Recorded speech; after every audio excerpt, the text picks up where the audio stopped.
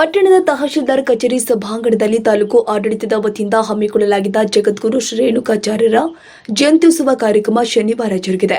ವೀರಶೈವ ಸಮಾಜದ ಹಿರಿಯ ಮುಖಂಡರು ಆದ ಕೆಎಂ ಹೇಮಯ್ಯ ಸ್ವಾಮಿ, ಪಿ ಮೂಕಯ್ಯ ಸ್ವಾಮಿ ಮಾತನಾಡಿ, ಮಾನವನ ದಾನವ ಗುಣವನ್ನ ದಹಿಸಿ ಆತನನ್ನ ಮಹಾದೇವನನ್ನಾಗಿಸುವ ಅಪೂರ್ವ ಸಿದ್ಧಾಂತವನ್ನ ನೀಡಿದವರು ಶ್ರೀ ಜಗದ್ಗುರು ರೇಣುಕಾಚಾರ್ಯರು. ಮನುಕುಲದ ಕಲ್ಯಾಣಕ್ಕಾಗಿ ಹಲವು ಆಚಾರ್ಯರು, ಪ್ರವಾದಿಗಳು ಈ ಭೂಮಿಯ ಮೇಲೆ ಅವತರಿಸಿ ಬಂದಿದ್ದಾರೆ.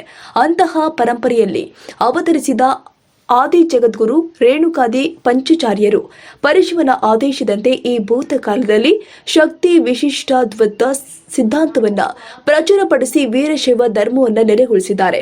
ನೆರೆಯ ತೆಲಂಗಾಣ ರಾಜ್ಯದ ಕೊಲ್ಲಿಪಾಕಿ ಸ್ವಯಂಭೂ ಸೋಮೇಶ್ವರ ಲಿಂಗದಿಂದ ಅವತರಿಸಿದ ಜಗದ್ಗುರು ರೇಣುಕಾಚಾರ್ಯರು ಮಲಯಾಚಲಕ್ಕೆ ಬಂದು ಮಹಾಮುನಿ ಅಗಸ್ತ ಶಿವಾದ್ವೈತ ಸಿದ್ಧಾಂತವನ್ನು ಬೋಧಿಸಿದ್ದಾರೆ.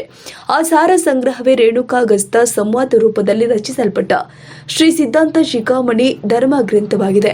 ಶ್ರೀ ಜಗದ್ಗುರು ರೇಣುಕಾಚಾರ್ಯರು ಬೋಧಿಸಿರುವಂತಹ ತತ್ವ ಸಿದ್ಧಾಂತಗಳು ಕೇವಲ ಬೋಧನೆಗೆ ಸೀಮಿತವಾಗಿದೆ, ಸಮಾಜದ ಸುಧಾರಣೆಗೆ ಸೋಪಾನವಾಗಿದೆ. ಕೊಲ್ಲಿಪಾಕಿಯಲ್ಲಿ 18 ಜಾತಿ ಜನಾಂಗಗಳಿಗೂ ಕೂಡ ಮಠವನ್ನು ಕಟ್ಟಿ ಶಿಷ್ಯರನ್ನ ನೇಮಿಸಿ ಸಂಸ್ಕಾರ ನೀಡಿದ್ದು ರೇಣುಕಾಚಾರ್ಯರ ಸಾಮಾಜಿಕ ಕ್ರಾಂತಿಯ ಮೊದಲ ಹೆಜ್ಜೆ ಎಂದರು.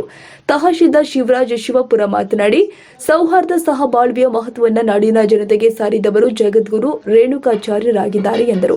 ಈ ಸಂದರ್ಭದಲ್ಲಿ ಕಲ್ಯಾಣ ಚೌಕಿ ಮಠದ ಬಸವರಾಜಶಾಸ್ತ್ರಿ ಸಂಗಾತ್ರಯ ಸಂಸ್ಕೃತ ಪಾಠಶಾಲೆಯ ಪ್ರಾಚಾರ್ಯರು ಆದಂತಹ ಘನಮಠದಯ್ಯ ಹಿರೇಮಠ್, ವೀರಶೈವ ಸಮಾಜದ ಮುಖಂಡರು ಆದ ಪತ್ರಯ್ಯ ಸ್ವಾಮಿ, ಕಾಶಿನಾಥ್, ವೀರೇಶ್, ವಾಕೀಶ್, ಮೃತ್ಯುಂಜಯ, ಪ್ರಸಾದ್ ಗಡಾದ್, ಶಿವರಾಜ್, ಚಂದ್ರಶೇಖರ ಗೌಡ, ಟಿಎಚ್ಎಂ ರಾಜ್ಕುಮಾರ್, ಜಡಯ್ಯ ಸ್ವಾಮಿ, ಸಚಿನ್, ಕಲ್ಮಠ ಬಸವರಾಜ್, ಪ್ರಸಾದ್, ಶಿವರಾಜ್, ಸುರೇಶ್ ಗೌಡ, ಸೋಮನಾಥ್, ವಿದ್ಯಾಶಂಕರ, ಬಿಎಚ್ಎಂ ಅಮರನಾಥ ಶಾಸ್ತ್ರಿ, ಮಂಜುನಾಥ ಶರಣ ಬಸವ ಸೇರಿ ತಾಲೂಕು ಆಡಳಿತ ಸಿಬ್ಬಂದಿ ಉಪಸ್ಥಿತರಿದ್ದರು.